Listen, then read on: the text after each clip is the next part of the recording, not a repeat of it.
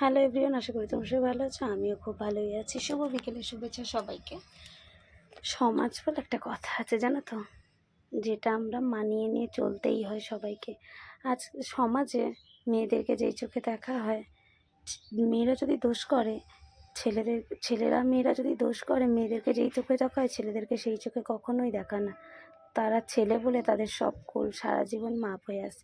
আজ কি আর আগে 10 বছর আগেও কি সবসময় তাই হয়ে এসেছে? সবসময় মেয়েরা অবহেলিত আর লাঞ্ছিত। যতই যাই করে যাও না কেন, সমাজকে শিক্ষা দিতে পারবে না কখনোই যে মেয়েদেরকেও কখনো ভাবা উচিত। মেয়েদের কথাগুলো কেউ সেটা করবে না। সবাই একটা জিনিসই বোঝে যে মেয়েদেরকে দোষের ভাগিদার সবসময় বেশি হতে হয় মেয়েদের।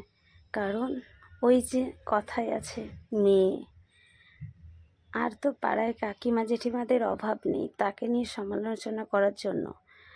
কারণ এই যখন আমি ফেসবুকে কাজ করতে নেমেছি, আমাদের পাশে কিছু কাকিমা জেঠিমারা আছে।